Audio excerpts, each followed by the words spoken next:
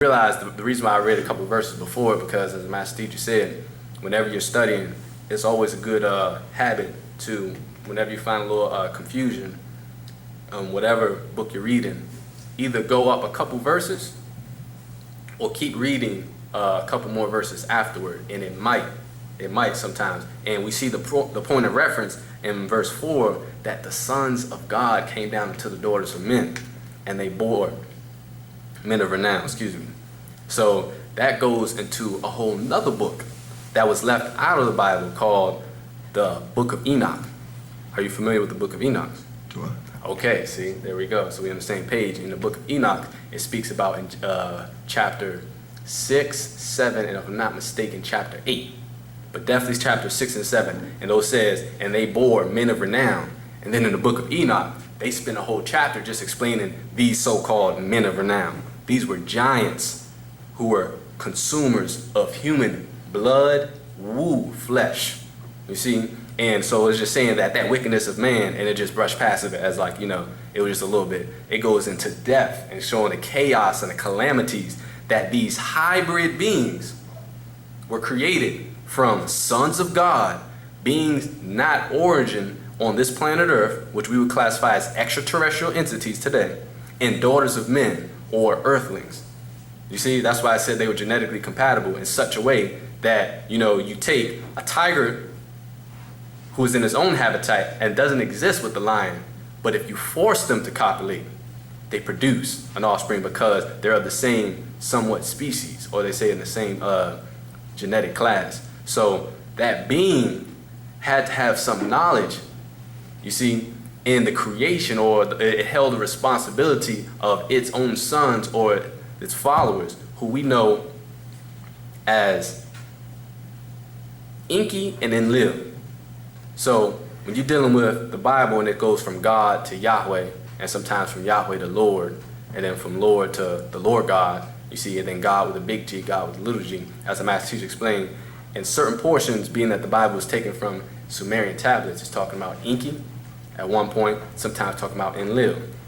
So those sons of God that we see that came down and created these mighty men, these giants in the earth. See, they set up in a place called Nod, and we know Nod was a place that Enlil ruled. So that creation was Enlil's creation, you see, and so far in the context of what you're asking. Because again, as the brother said, our master teacher, he's a 720 degree being. We're able to see in 360 degrees. Well, he adds another dimension to that. You see? So depending on how the question's asked, that's the point of reference I'll give you. If you have more on it, I'll do my best to explain. Okay.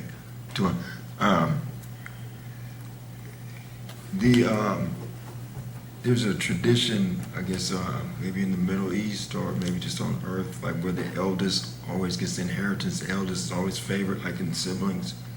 And in the Bible, it seems like always the younger is being favored. And I was wondering, is that a disagreeable God that's over or that's favored? Like I think with Cain and Abel, Abel's offering is favored because it was flesh, and then Jacob, he's favored over Esau, and yes. Solomon and Adonijah, Jesus, John the Baptist. So that goes to show you when they call the Holy Bible the greatest story ever told, or the greatest lie, because they literally, this is a conglomeration of their fictions, what they see themselves as. And if they hold this to be true, for those who originated, especially when you're dealing with the Torah, because the Torah, made great emphasis on law. You had the Levi priests, and everything was on tradition and ritual and custom, you see? So, as you said, they had traditions, and you would see them play out in the Bible. And today, everything's on birthright, like you said. I have a son, my first son, you see, I'm so proud of him, I'm going to pass everything on. All they do in America is, I'm just going to give him my name and call him Junior. You see, but, and like you say, in our cultures, it was much more emphasis on it. But they took that from us, and of course they always pervert it as they do, even if they don't intentionally do it. It's in their nature, you see? And as he said, you have Cain and Abel. You have Solomon and Adonijah. You have Esau and Jacob. And every situation, if they're so hardcore, you see, if they're so about following the Torah to the T on rituals and customs, then why in each situation, as you just said, is the birthright never given to the rightful son? Why is their so-called God always favoring the other one? You see, that's so-called underdog. Because again, you step back from the Bible and you realize, where was the Bible taken from? Sumerians. And what we're just explaining on. The two gods, exactly, of the Bible, Enki and Enlil, who were what? They were related. Now, were they full-bloodly related? No. Think about it. We'll deal like this. Who was the first son? Enlil. Enki. Excuse me, yeah, Enki. See, I was just checking, man. The brother's on point back there. First son is Enki. Now, this is your Hollywood effect. You see, this is how Hollywood they always got to throw a little boomerang in it. Being that the first son was Enki, technically, he would have the birthright. Right? But why didn't he have the birthright? Because he was a half-breed. He was not full-blooded Anunnaki. You see? Now that's when that's that twist that comes in. So then you have the second son that was full-blooded, but was not able to live up to the fullest potential. And then they were given, dominion over whatever particular land in Mesopotamia, and then over there in Nod.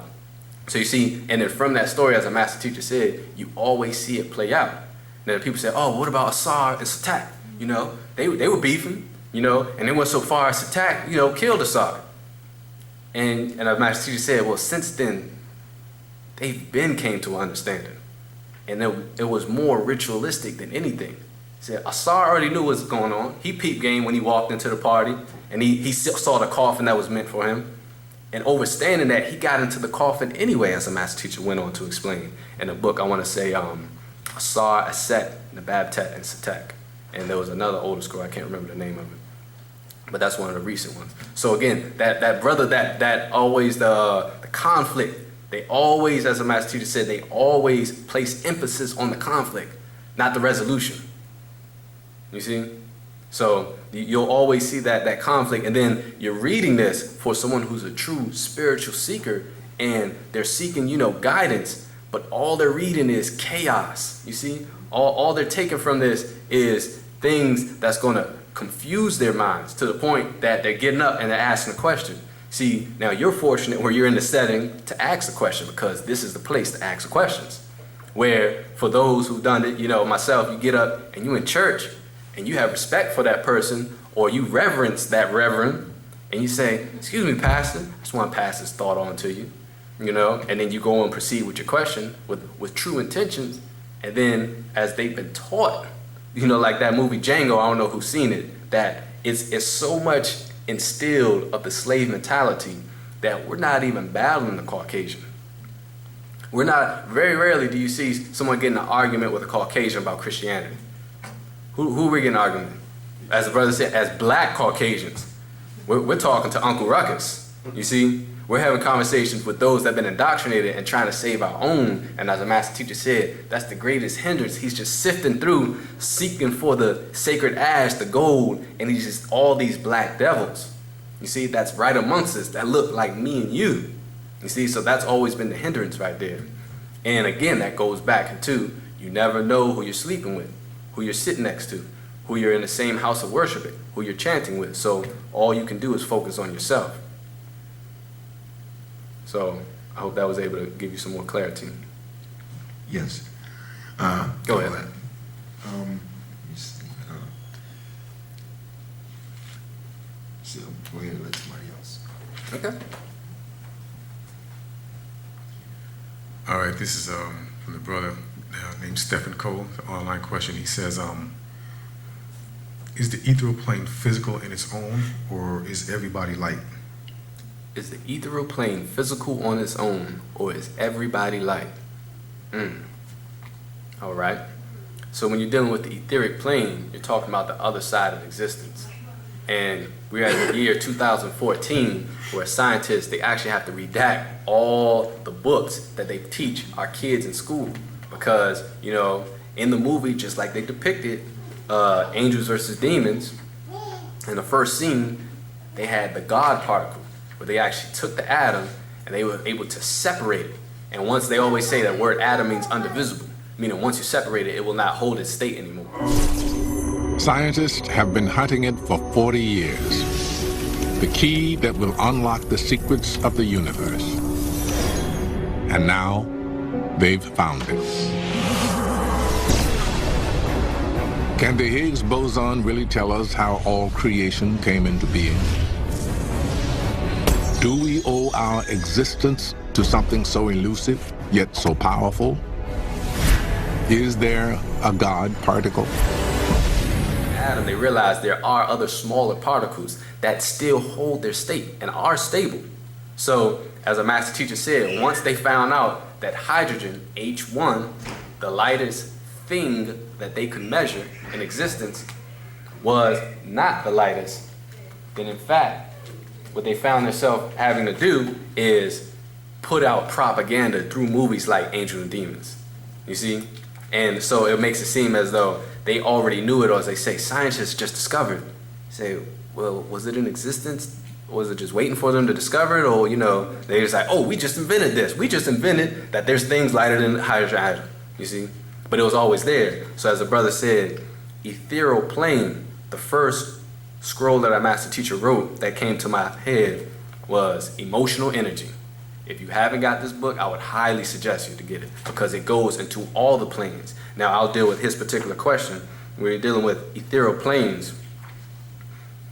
You have the abode of the physical, abode of life, the second abode, the abode of spirit, the third, and then the abode of mental. So now, Nuwaupians, on verse 45, page 7 of Emotional Energy, Actual Fact, number 17, authored by Pt.2, Yanun, our master teacher. So now, Nuwaupians. What verse is that? Verse 45. I'm going to start at 45. I'll probably go to the next page. You have a clear understanding of the inanimate to animate physical world. Now let's talk about the phenomena of living things, and now relatively simple terms. As you know, there are 7 abodes of existence spoken about, and 2 which they dare not speak about, making it 9 abodes in all. That's what we were just explaining. We will now begin with this known universe, the material of plane of things and physical plane of beings living. Both are in fact one abode, just vibrating on higher or lower rates. So when he says, is everybody just light? Well, light is just energy.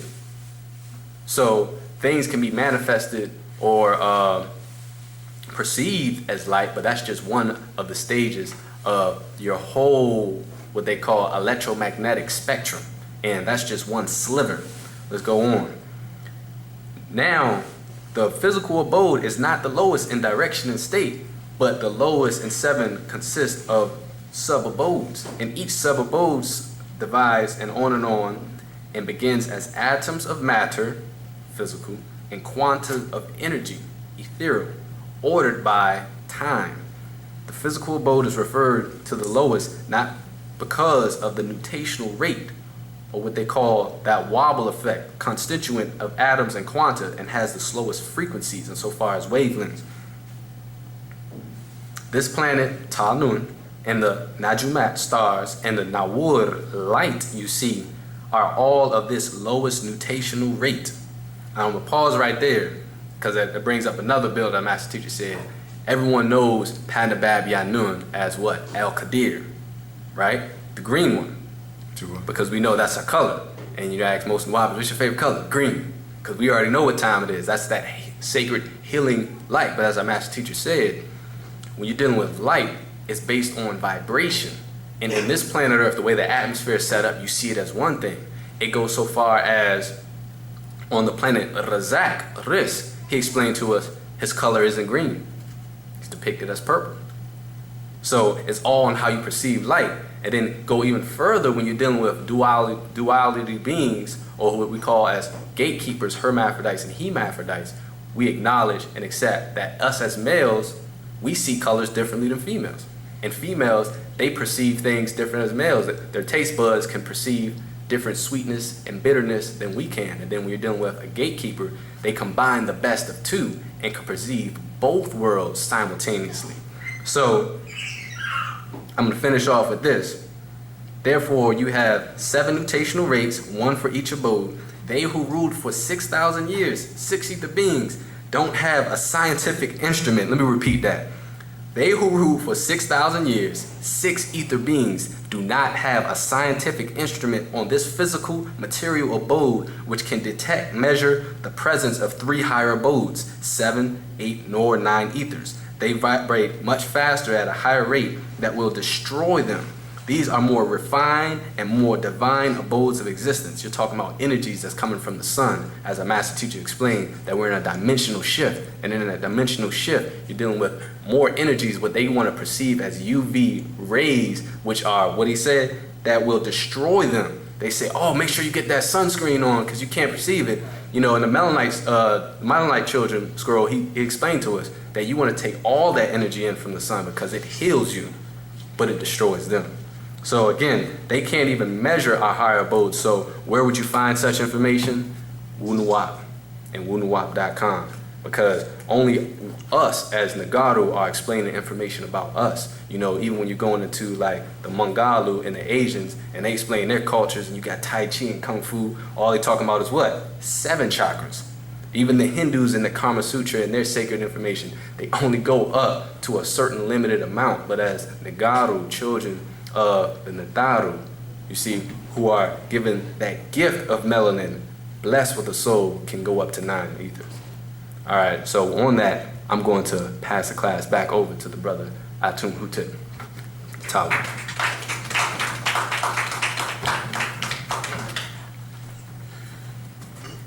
Hatep. Okay, the brother Stephen Cole has another question. He says, the Ogdoads, they came out of the water from being implanted millions of years earlier by their Skians, who seeded them there through the dolphins. You want to know if that's yes, if that's correct, yes or no? Repeat that again. Said the Ogdoads, they came out of the water from being implanted millions of years ago earlier by Skians, who seeded them there through the dolphins. Correct or no? It was, I think it was in the Holy Tablets, and where they said that the Og Dogs, you said they were seeded by the dolphin? That's what he's asking? Yes, he said he wanted to know if that's correct, if they were used to seed. A particular species. See, what happened is the master teacher said a long time ago that when life started in the ocean, it didn't just start from this one particular genetics. Other different evolutionary man was evolving to see the ocean of Nun also. But when you talk about specific beings that was grown by the planet Earth, the Og Dogs would be the ones they will talk about. That's why in a book called Dimensional Link, you have it with you? When it's talking about these Og Dogs, this was the beings that our ancestors have evolved from, you know what I'm saying, that was seeded here in the planet Earth by the scientist named Atum. They put the genetics of there inside the dolphin, what they call the womb, and transport it here on this planet Earth so it give birth to this being that they were creating. Okay. Yeah. All right. Okay, Stephen Cole's other question is, he says, question, the Ogdoads didn't have parents, yes or no? And are they birthed through parents, or did they evolve into some kind of aquatic life form that eventually came onto land and was again used by the Nagaru to further mix genetics with? Repeat that one more time. He says, the Ogdoads, said, question, the Ogdoads didn't have parents, yes or no? No, hold on, say it one more time, please. Yeah, go ahead. First question, you want to know, did the Ogdoads have parents, yes or no? When you say parents, it's not the same way that we view parents. You feel me? See, there's a lot of things that, you know, when people look at the perception of what a parent is, they look at a mother, father gave birth. You're talking about organisms that were created in laboratories when they were crossbreeding different species, right? And they put it in the form of other beings, and some of the life form came here by way of meteorites from destroyed planets eons ago, right? And they seeded life here. True. This is why NASA will always say that there's no life is no water. Sure. You know what I'm saying? Because when you go to different planets, the first thing they're looking for is what? Water, because inside of water is life. When you're dealing in the holy tablets that our master teacher broke down, is that you broke down single cell organisms that you call protozoa, that you call the amoeba. Not saying that they got parents, but this is something that evolved from a single cell organism. You feel what I'm saying? Sure. When you're dealing with parents, you're dealing with two beings coming together to produce another being. You feel me? It's not the same way that we would do it, because in the ancient Riskians didn't deal with parents when they were cloning themselves.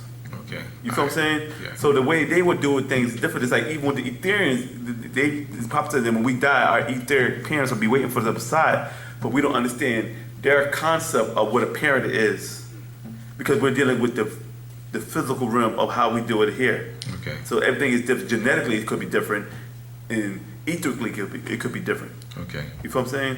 Yeah. Okay. He has a question. He's been asking this question. I promised I'd ask him. He wanted to know if you, the teachers can elaborate on a Pt.2 class called Death in the Ethereal Plane that's on the website. He wanted clarity on that. He said he said a class that was on the It's a Pt.2 called Death in the Ethereal Planes. I think it was Oh, we talked about one of the readings. one of the elders, the 24 elders. He said, what did he want? He wanted to know if y'all could elaborate on it. I guess he wants to. Well, I had to watch it again. It's been a long time since I seen that Yeah, class. well, that's why I asked the question. Maybe y'all can go back through it. Yeah, Then. well, But I asked so he know that we asked I'll pull it up in my files and I'll look at it again. And when I go through it, I'll give him like a creep. What you call that? What's that thing you do? A little highlight of it. Yeah, exactly. I'll do that next time. Okay, the reason why he asked, he said a brother was breaking down some things and he wanted some clarity on what he was saying, you know, and want to know if anybody's seen that class. Well, if he's watching this class right here, could you please give us certain key points of that class? I mean, not that class, that Pt.2 reading that he was, because I don't know what he was talking about Yeah, breaking he didn't down. specify. I'll have to sit here and literally break down that whole class by watching it. So what he need to do is Specify what resubmit parts. your question again and tell me what parts that you need broken down and give us key points, and then we'll know what you're talking about. All right, okay. His next question is, he says, Val Thor from Venus, who lived here on Earth and worked with the Pentagon, did he live in the center of Venus? Because the atmosphere wouldn't be conducive, yes or no? Conducive for who? I guess he meant for the Venetians. First of all, if I'm not mistaken, what was the Valiant Thor? Was that in Man from Planet Risk or was that in Mission Earth? That's Planet Risk, Valiant Thor. Huh? You know what I'm saying? When he says center of the Earth, we asked him, No, if no, you're no. watching this class, No, he wanted to know that the Venerians live in the center of Venus because he's assuming that their atmosphere would be conducive to them. okay, but when he says center, right? Center of what? He's thinking like, I guess he's wording it like how we have Shambhala. I don't opposite of Earth. understand. Okay, I feel you, but That's I what don't he's know. saying. Is he saying center of the Yeah, I'll Earth or read it center again. of Venus? Because Listen, center I'll read it. of the Earth, or is he saying? Did it say the center of Venus? I'll read it again. He said, Val Thor from Venus, who lived here on Earth and worked with the Pentagon, did he live in the center of Venus? Because the atmosphere wouldn't be conducive. Yes or no? Well, the master teacher never explained in a Man from Planet Risk book any detail how Phoenician would live, but they did say they came from Venus. But he also said that these Phoenicians were actually created here on Earth and they went to Venus. I mean, you know, they didn't start. I mean, he was saying that this particular being named Valdorn didn't start off on Venus as the way we were grown by the planet when we were transported here genetically. You feel me? And I wouldn't know, because you got to understand that Venus is closer to the sun than Earth is. Doesn't mean that it will actually get hotter or colder. It depends on the way the spheres around that planet Earth is created. Because we have 7 here, and we're 93 billion miles from the Earth. I mean, from the sun. That's why they have a thing called re-entry. When you re-enter the Earth atmosphere, they say you heat up. So when these rays, or you know what you call these rays from the sun hits here, it hits the atmosphere and it heats up and causes friction and causes heat. You know what I'm saying? So you don't know how the ecology of how the sun affects Venus. And you can't assume that Venus will be the way it is here on Earth, because they sent rovers to Mars already. Mars is actually further than Earth, but you don't see any frozen. Because if we're going according to Hollywood, then Mars should be colder than Earth. It says it's more further away from the sun, but when you look at the rovers, according to what they show you on television through NASA, all you see is a desert environment. You see no ice. Nothing, you know what I mean? So it's not what because if it was cold, ice will form, then it means there's life on Mars. But this is no water. What would freezes up? Because it has no atmosphere. Sure. So it's not. Is it hotter than Earth? Those are questions we ask in the Wu-nuwaupu. Okay. This next Yeah. question is from a brother named Nate Vivian. He said, there's a documentary on Netflix called Animal Odd Couples. I thought different animal species couldn't coexist. For example, on the show there's a cheetah and a dog who's in relationship. How is that? Well, I haven't seen the actual program, but I have seen stuff that used to come on TV called This Is Ripley's Believe It or Not, or This Is It. It was a couple shows back in the day where they actually showed a cub and a puppy being raised together in the same environment, even though they're two different species of animals, right? Because they were younger, they learned how to coexist with each other, right? But we didn't say that species couldn't live together, because as Africans, we are different species and we were forced to live on plantations together. And one of the things I was saying is that the reason why we don't get along, because it's the tribe, we're from different tribes. As our master teacher said years ago, when you're with a female, they're not compatible because you're from two different warring tribes, but you live in a house and you're cohabiting, but there's always a conflict. You might see a cheetah and a dog living in the same house because you forced them into an environment which you would call domestication. You domesticated them. But once you take away that damn sandwich or that dog food or that cat food, Turn on each other. then you're gonna see natural nature at its finest. The same way you see human beings when Hurricane Katrina hit and there was no food, right? Whatever was more predominant inside of you came out, and you saw people going into a beast state of survival. You feel me? Survival of the fittest. So when you domesticate something, you say, well, hey, as long as we feed you, you won't eat us. So you could raise a lion or a baboon or a chimpanzee inside of a house, even though you're two different species, because you're domesticating them. You hear me? But once something does not go according to this monkey or this animal's nature, their natural nature will come out, and you're like, oh, you hear me? So even when you see certain species become extinct, in order for certain species to survive their extinction, they will actually crossbreed with other species and survive. But those are mostly those species of what? That same genetic code. You feel like, different species of cats or different species of bears. Now you'll see people who will force a monkey to have sex with a goat to produce a hybrid of that. And this is what they do inside these laboratories. You feel me? Go see how a horse will mix with a mule. Then you get a donkey.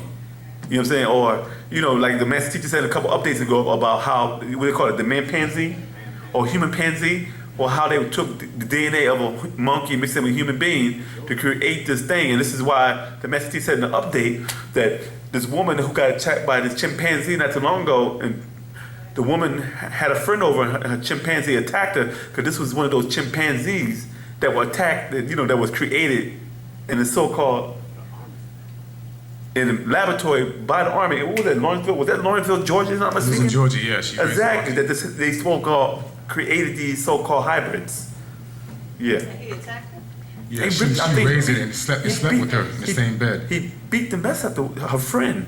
Almost ripped her It face got apart. jealous. It got jealous because it usually slept in the bed with her, and she had a friend over, and Fred slept in. It got jealous and just. Yeah, she got a chimpanzee beat down. Yeah, go ahead. All right, this question I think is a prisoner question. You said a what? question from the prisoner question. Oh yeah. They want to know, why can't we see God? Look in the mirror. Okay. The other question is, where did God come from? Ask your mother. And I mean, you know, because but these are prisoners who get the books and they're yeah, because what happened is, if you didn't have a Bible or Quran or Torah or any of these religious books, right, your mother will be the closest thing to a creator to you, because they say she's a pro-creator. That's right.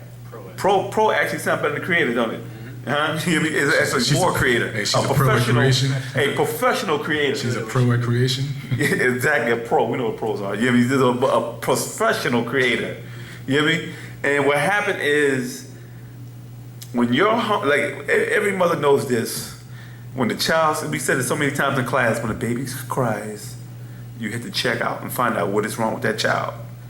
Mother Nature. Man said, well, keep that nigga quiet. You hear me? he's loud. What's wrong with him? And you sitting there like, oh, I want to watch the game, and you know, check and see what's wrong with him. And then you be like, okay, let me check him. You know, he didn't pee. His diaper is dry.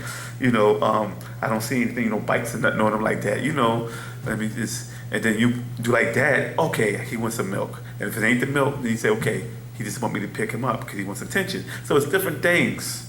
So a child knows that this is my provider. And the word provider in our tongue is riskin. You hear me? And my riskin, I need to provide shelter, food, attention, something, services. You hear me? But provide. And you come the overseer, because I'm overseer, I'm watching you, making sure you don't get in trouble. Where you going? What you doing? You hear me? What they call them, terrible twos? Or make sure they don't go near the stove or near in the kitchen drawer with all the knives and stuff like that. You watch them. Because for a few seconds while they're in the living room, you turn around and they disappear. The first place you're going is the kitchen. Yeah. Because they seem to always gravitate towards the kitchen. So everybody knows, according to nature, human beings gravitate towards their parents. Because animals do the same thing. The animals say, well, where's God? Dog, where's God? You know, you don't see them pray. Do animals pray? Do you see birds praying to, you know, waiting for Jesus and the animals and so on, you know? So the animals deal with natural nature too. We just stopped doing it because we started getting caught up in Zayam, which is opinionated religions. Okay. Yeah. The last question, he said, does God have a mother and a father? Yeah. How did you get here? Because if God, I mean, okay, I can be, you know, we can just do that. But the master teacher said, this is something we heard this back when we asked Pop that, they asked Pop that question back in the day. Remember that, Colonel? Yeah. Yeah. If God is a he, and man is an image and likeness of God, you hear me? Then who image and likeness God is in? Because the whole thing is that if God has a penis like Adam has a penis like God, he got legs, everything like God, and that means Adam has a belly button. And if Adam has a belly button, that means he was what? Given birth to. And if he was given birth to, that means he has a mother. And if God has a belly button, then he has the placenta was connected to his belly button, and he was given birth to. Okay. You feel what I'm saying? So it's like, you know, this is the spookism, you know, it's a he. He's a masculine God. I said, well, if he's a he, how can Adam be in the image and likeness of a being that's unseen? You hear me? Yeah. He's an unseen God. But how can he be in an image? Because the word image means what? Something that you see. Right. Huh? So Adam should be invisible. Right. You feel me? Because Okay. a blind person, he's invisible because they can't see. You know, oh, I feel you. I feel you, but I can't see you. I feel God, but I can't see you. You feel me? So the whole thing is that you can say masculine or feminine, but what would be a feminine and masculine spirit according to religion? Because do they talk with a certain tone, or do they? Yes, I'm God. You know, do they act feminine? Oh, I'm God. You know. All right. What if a woman has a deep voice? Do that make her masculine? Because she's African and that's the tone they speak. Because you don't speak like a Greek and talk soft like the French, like you know, none of that, you know. All right. right, this next question is from someone named Ankh Kakar. Yeah. They say, Hatap, Yes. did the Anunnaki eat the flesh of men or the energy? If they ate flesh, why? What was it about man's flesh? Repeat that one again. Okay, he says, did the Anunnaki eat the flesh of men or the energy? If they ate flesh, why? What was it about man's flesh? Okay. Hold up. Give me a second, because I just think we had a class on that, if I'm not mistaken. Hold up. Okay, 13. Okay. We have the Master Pat Nun broke down about Wu-nuwaup, you are what you eat, and their nature called Dawid, evils, spirited creatures to eat you, or to be seen as a seeking a wild beast for food, such as canine wolves, felines, lions, grizzlies, bears. Those who were carnivorous for the nature in them, the wild, they needed the flesh and blood in the best. When adrenaline is at its highest, from fear, terror, and fright to them, that is when it tastes its best. The Ma'afu, the evil reptilian draconian, was so devolved that, like insects of Andromeda in Taurus, they were very carnivorous. These Masafus, evil reptilians, had a need or have a need to eat meat, flesh, and drink blood. They has a need for solid food and develop the ability to ingest their nutrients through pure energy of the spirit of the prey, also called Shamgal. The offspring of the Adamite woman and the Nephilians, their hunger was so great, so they turned it on their own to kill and eat. It had to be evil energy source like themselves. So in order to survive, they must ingest pure, wicked, with evil spirit, energy, 6 etheric blood, and flesh, unnatural nature energy. So what happened is, these Anunnaki couldn't eat just any old regular human being. They were flesh eaters, right? But in order for them to benefit from it, right? Because then when you eat certain foods, your body, like our master teacher said in class, a lot of times, he said that when you taste something on the tip of your tongue, right? Your body, what's that word? What's that word I'm looking for? It filters out what it needs, because if you eat a certain food, it actually analyzes everything that's inside, the seasoning, the texture, or whatever type of stuff that's inside of this so-called food that you're eating. Because remember, he said you are what you eat. True. And what happened is when the body knows what it wants, that's why it goes through the digestive system and digests what it wants, and the rest of it becomes waste. You know what I'm saying? Because it travels to the brain first, and the brain tell you, okay, we need this protein, we need that, we need this, we need this. This we don't need. So when it goes to your body, it takes what it needs, and the rest of it spells out. You know what I'm saying? This is how you nourish yourself. These beings cannot eat any other type of flesh according to these updates, these readings, right? They will have to have a being that vibrates on the same frequency level as themselves in order for them to benefit from the nutrients that's coming from this flesh. So that's why the master teacher said, do not eat their foods, do not talk they talk, or walk they walk. Don't put on their clothes, don't put on their colognes, you see, and don't speak their languages, because when you do that, you're vibrating on their same frequency level when you're bringing your 9 ether all the way down to 6. Once you do that as a Nagaru, you are a black Caucasian Negroid. And what happened is the dark meat shows up on the reptilian's radar. You feel me? This is what the Master Papa the Bad Unit was telling us. You gotta watch what you eat, because then next you know, they be ready to eat the Caucasians and woo, wait a minute, what's that right there? You hear me? And next you know, you're seeing on the news, on CNN, on Facebook, and Instagram, you're seeing that a lot of black people are being abducted lately. A lot of people are disappearing. You know what I'm saying? Because we're ended up on their radar. Now these beings are saying, okay, well, we can eat the dark meat now. This is why the Caucasian goes out and spend billions of dollars to get you to live their lifestyle. It's like this rapper called Jim Jones. We know who Jim Jones is, right? Huh? This is a guy that was in Guyana that killed and had people commit suicide. Now you have a rapper by the name of Jim Jones who talks about, I'm a vampire, and he got an album supposed to be coming called The Vampire Life, and I'm like a vampire, you know, and this is what he's promoting. you got our people who are getting caught up in this so-called hip-hop, pop American culture who's following European culture disguised as hip-hop. Because now that they're pushing people like Machine Gun Kelly, Iggy Azalea, and Eminem and so on, what was the other guy, the other rap, Action Bronson and all these different Caucasians now they're like, okay, we going, and what's up with Macklemore? You know what I'm saying? They're winning all the awards now in the rap category. Now hip hop it's been winning Caucasian. That's why Pop said in one of the bulletins back in the day, is rap the black man's heavy metal? Yes, it is. You know what I'm saying? Now we're caught up in their society, we're in their culture, and now you don't even realize that you're living a Sixth Ether culture right now. You talk about I'm black and I'm proud. Yeah, you're black, but you're no different than the Hindu. You hear me? You know what I'm saying? You're no different than the Makasu or the Caucasian.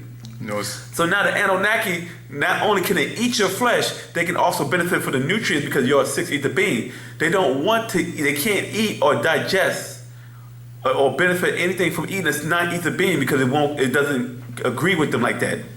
You feel me? They said they need to eat six ether nutrients because they have devolved to such a bad level that that's the only way they can be able to sustain themselves.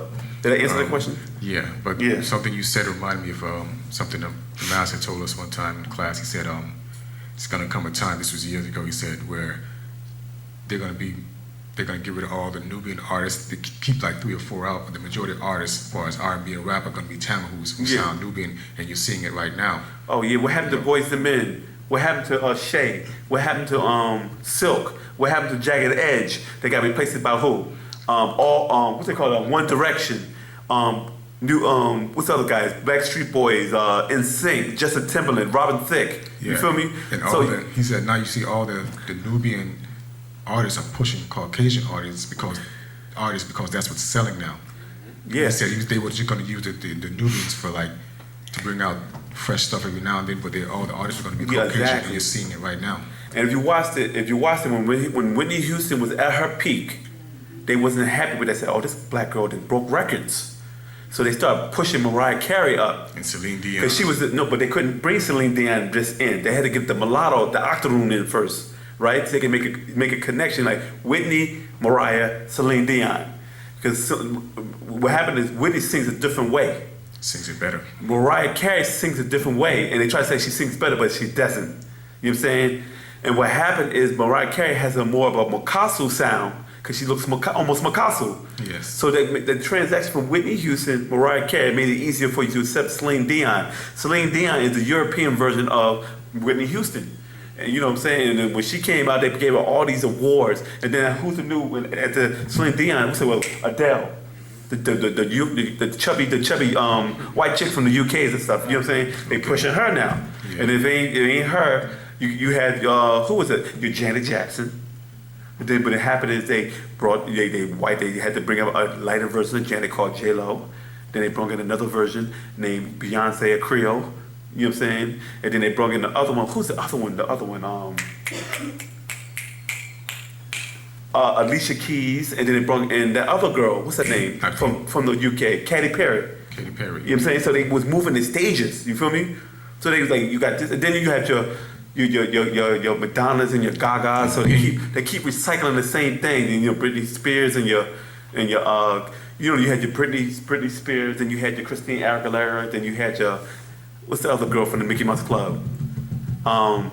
Miley Cyrus. Oh yeah. You know what I'm saying? So these are wholesome, good KMICKEYMUSC, you know, from the Mickey Mouse Club, you hear me? And next you know, they become the Mickey Hoes. Yeah. But no, they come from Mickey Mouse to Hood Rats. You feel me? Yeah. All right. This question is from Kobina Ray. He says, from the Patarak Sex Force, Spirit Force, verse 85, what are the sexual forces from the sun? Well, if you was to read that, I'm going to that.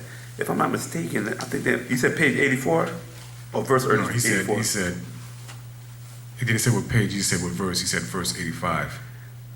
If I'm not mistaken, I think I was reading it before though.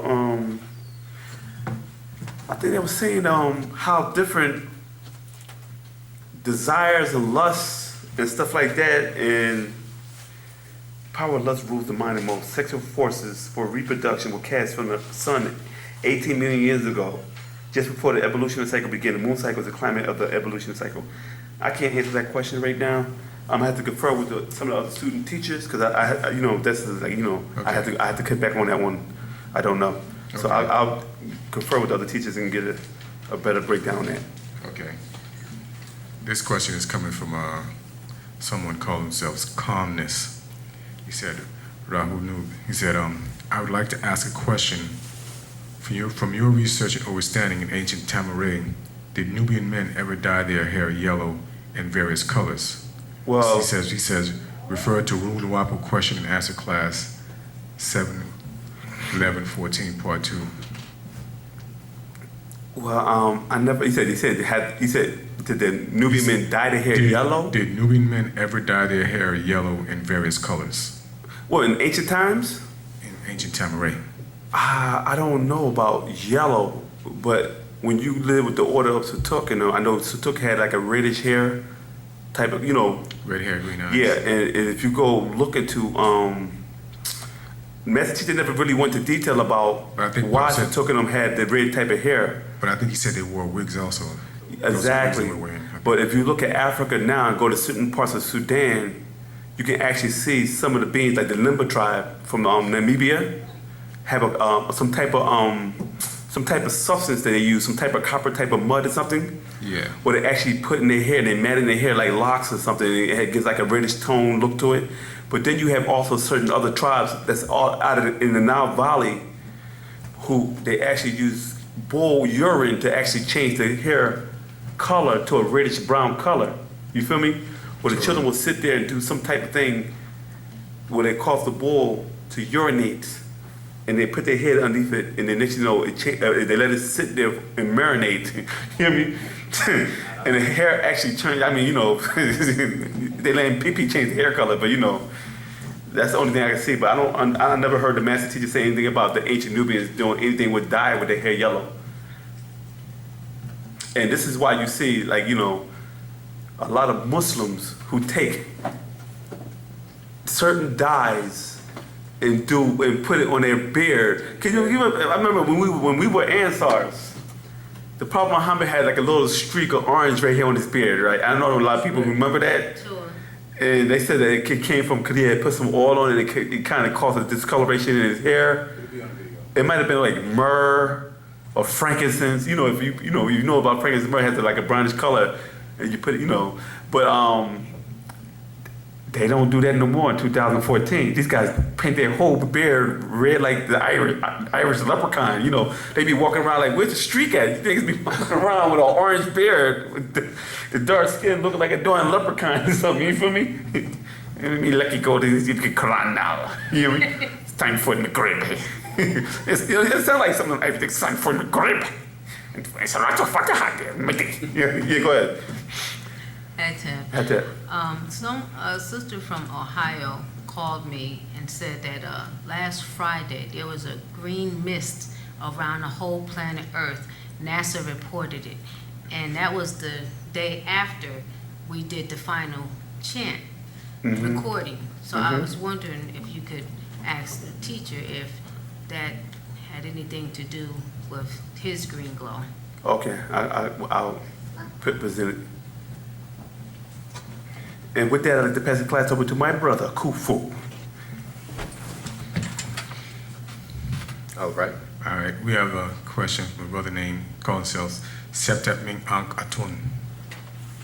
He says, the Beast has a new movie out called Lucy about a woman who gradually increased her brain functions from 6% to eventually 100%.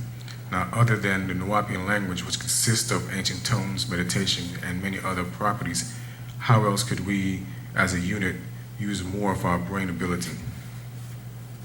Okay, that's a good question.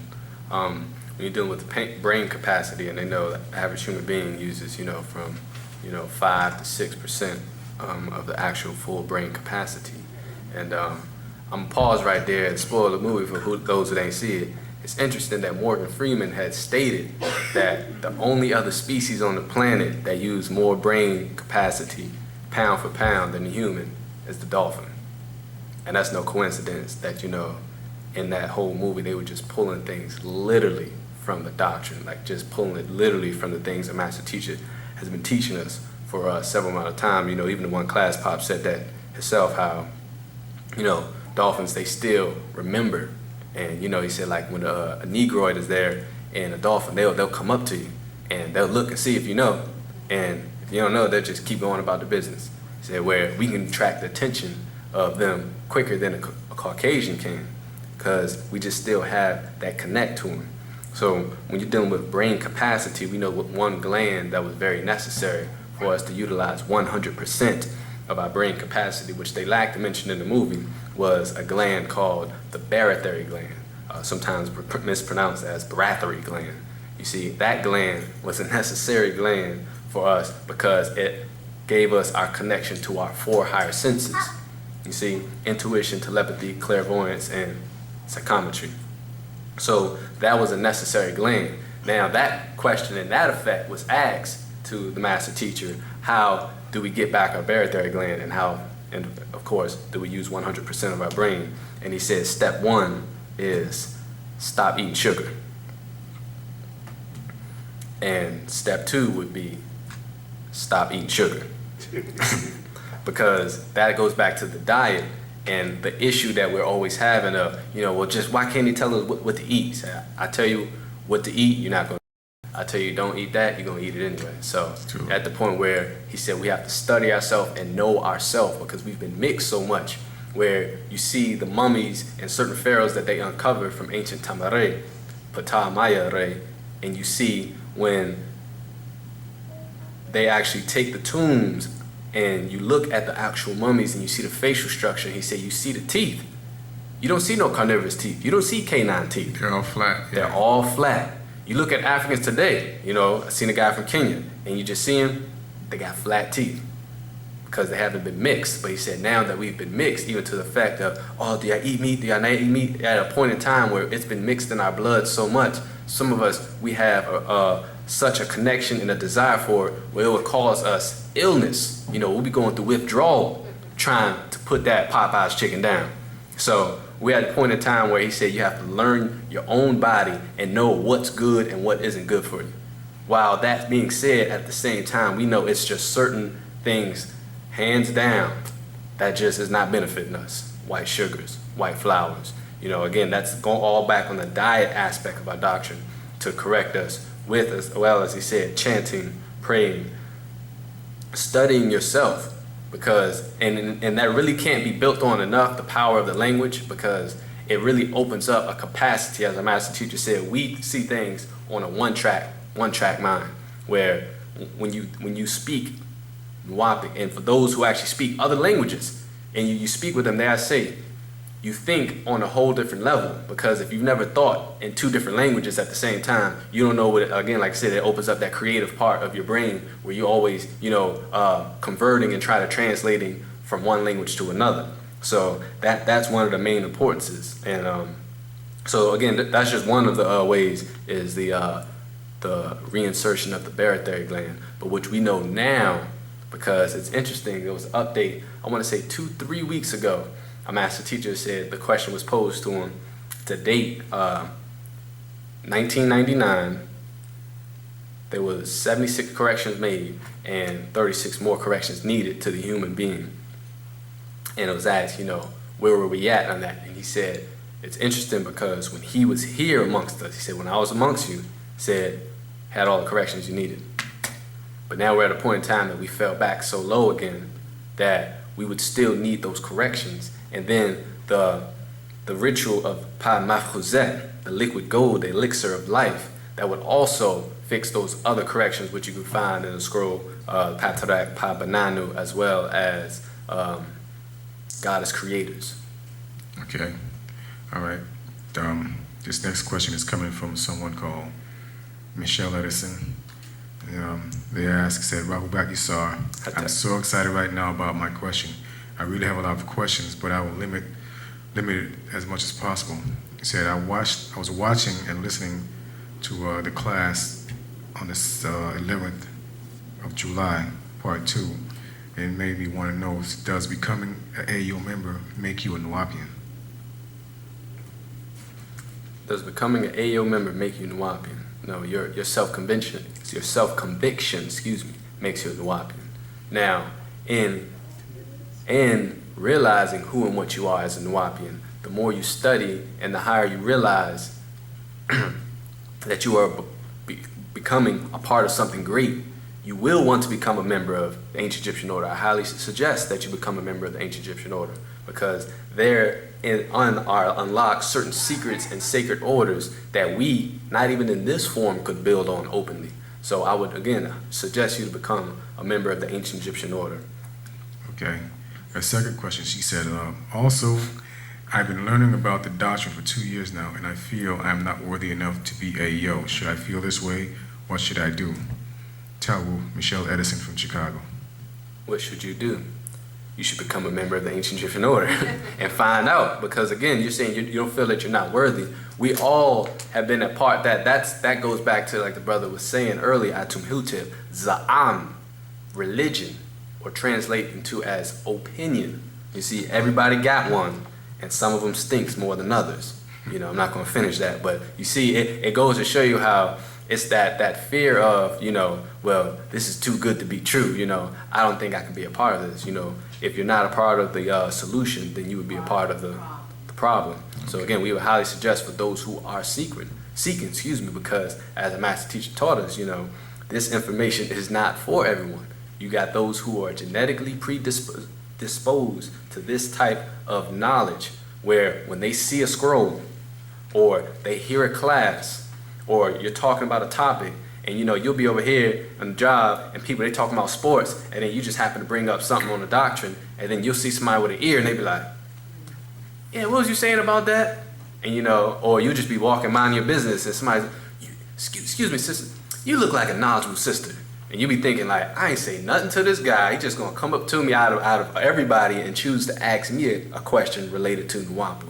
So again, it's not so much affected if your fear of if you're worthy or not, you know, because you make that decision, and you want to be careful of too much self-doubt, because again, you're affirming that in your life. So I would suggest that person who asks a question back to the chants and prayers, because that's what builds up our confidence and our psychic self-defense to deal with this world full of six ether every day. We have to constantly remind ourselves, I am in the love of all, and all love is in me. You see? And I can succeed as a part of all, yet fail as an individual. All right. This question is coming from Kobina Ray. He says, what is the galactic system of worlds? Page 3, The Master Secrets, Birth of Earth, and the Matrix, Series 1. Got that. What we're going to do is we're going to get more research on that, because I don't have the answer to that question right now. That's one of the most recent scrolls that came out, but that's good that the brother's studying and found something like that. So we're going to confer with the student teachers, and when we can't pull a question up, we will direct that question through the proper channels and get the answer. All right, to it. All right. This is from Jeremiah Jackson. They asked, why did the Europeans switch black for funerals and white for weddings? White for weddings? Yeah. Why did the Europeans switch black for funerals and white for weddings? I think they're asking a question because no kind of rap said we used to wear white for funerals. So as the brother is saying, that in ancient Tamare, the custom was to wear to a funerary rite, white, all white. And so the Caucasians in the West now, what you do is everyone wears black to funerals.